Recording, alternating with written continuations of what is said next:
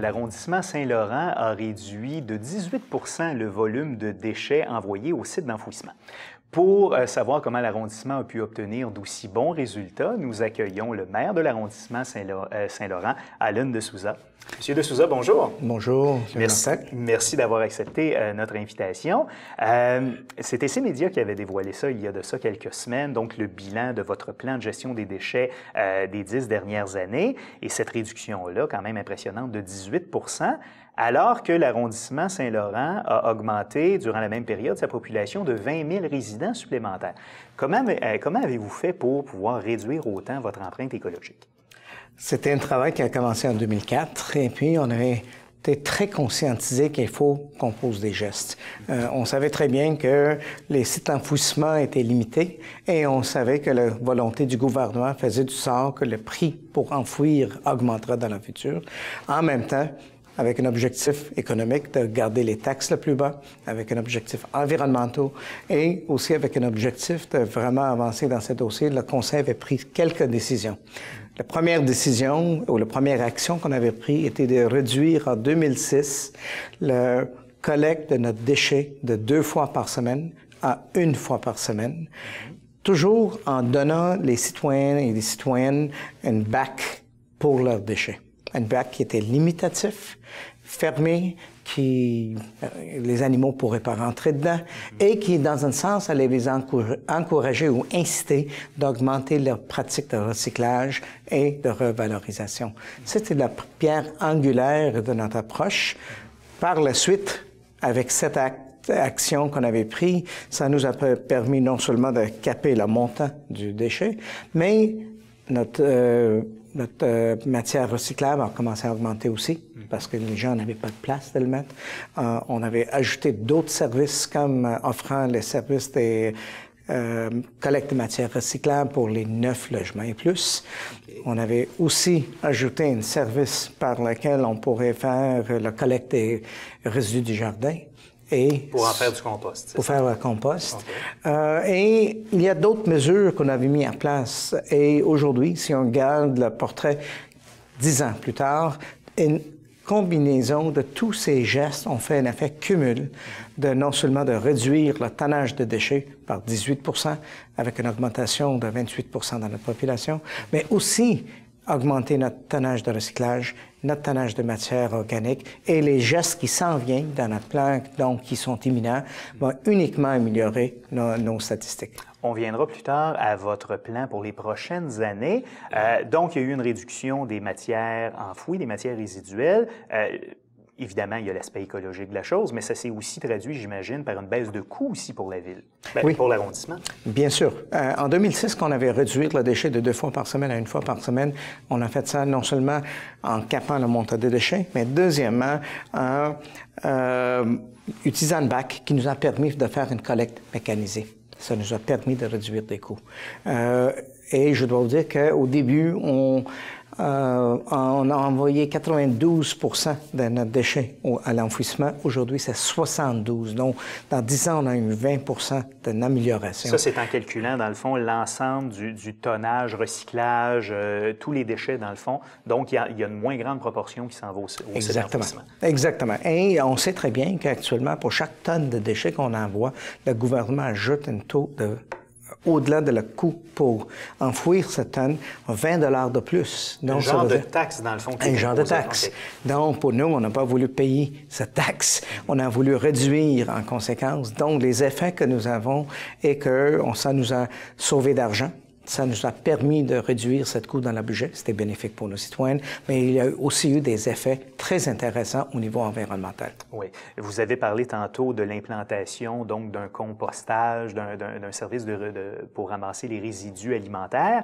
Est-ce que c'est offert vraiment partout sur le territoire de l'arrondissement? Oui. On a commencé en 2008 en offrant cette collecte de résidus verts le mois d'avril, donc printemps, quand les gens commencent à faire le ramassage et le nettoyage de leur jardin. Et allant jusqu'à le mois d'octobre. Par la suite, on fait la collecte des feuilles et en janvier, on faisait aussi la collecte des sapins de Noël. Donc, vous parlez de résidus verts, donc ce n'est pas que les déchets de table, c'est tout ce qui est gazon, feuilles mortes, etc. C'est ça, exactement. Puis depuis 2008 à date, on a eu une augmentation de 20 de la tonnage de cette matière, mais il faut aller plus loin. Je pense qu'on avait gardé toutes les villes à travers du Canada et les villes où il était capable de déverser ou détourner plus que 50 de leurs déchets. C'était par un programme de matière organique. Donc, ça, c'est la raison pourquoi on vient cet automne avec un programme de collecte de matière organique, dont incluant les déchets du table, qui nous permettra de, d'ici en 2 ans, offrir ce service à tous les gens qui sont dans les 8 unités et moins. 20 000 de la population, 20 000 des unités, et on pense que ça va être un effort considérable. Chez nous, en Saint-Laurent, on a plus que 166 ethnicités différentes. On a 60 de la population qui est née à l'extérieur du Canada. On a des langues, autant des langues parlées que vous avez aux Nations unies. Donc, pour nous, ça représentera non seulement un défi de temps et d'un temps normal, mais aussi d'être capable de communiquer, sensibiliser, éduquer notre population pour qu'ils puissent participer dans une façon rentable qui nous pourrait justifier ce service. Et est-ce que, justement, de quelle façon vous avez pu embarquer, dans le fond, faire embarquer vos citoyens à l'intérieur de ces programmes-là? Est-ce que c'était par des incitatifs, par des programmes de communication? De quelle façon vous y êtes pris? Mais pour le programme qu'on lance maintenant, on a eu un gros programme de communication. On a eu depuis le mois d'avril une sensibilisation faite auprès de la population. Par voie de notre bulletin, on avait sensibilisé. On a utilisé des patrouilles verts qui ont cogné des portes avec notre écoquartier. Les gens ont été très proactifs pour sensibiliser la population. Des dépliants qui ont été préparés pour que tout le monde l'a reçu et puis comprenne qu'est-ce qui rentre dedans. Au niveau de notre bibliothèque et des autres installations municipales, il y avait eu des bornes interactives par lesquelles les gens pourraient comprendre. On a fait des concours pour inciter les gens de Donc, lire vraiment, ça. toutes sortes de moyens pour rejoindre la population. On a fait tout ce qui est dans notre possible de sensibiliser. Puis maintenant, on est prêt pour Showtime. Oui. Donc, d'ici à quelques semaines, on va voir si le travail qui a été fait pour sensibiliser la population en amont pourrait nous permettre de transitionner en douceur vers un service où la grande partie de la population va embarquer. Il nous reste 2 minutes. Vous avez parlé tantôt de votre prochain plan d'action pour les prochaines années. Vous avez parlé d'une nouveauté, donc la cueillette de résidus alimentaires. Est-ce qu'il y a d'autres projets que vous avez dans la mire pour les prochaines années? Oui, bien sûr. Il y a 3 nouveautés qui ont été mises en place depuis cette année. La première était que les matières encombrantes qu'on avait valorisées étaient uniquement pour les 8 logements au moins.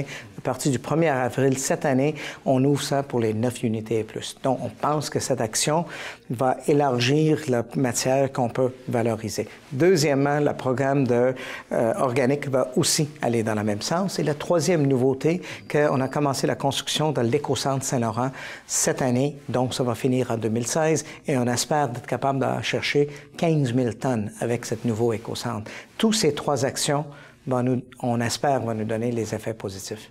Et en terminant, depuis, je crois, c'est le mois de janvier, vous me corrigerez si je me trompe, il y a eu un changement de compétence, dans le fond, pour tout ce qui est déchets.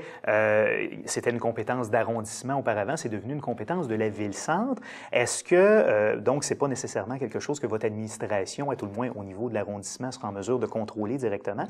Est-ce que vous avez quand même bon espoir d'être capable d'atteindre vos cibles, vos objectifs?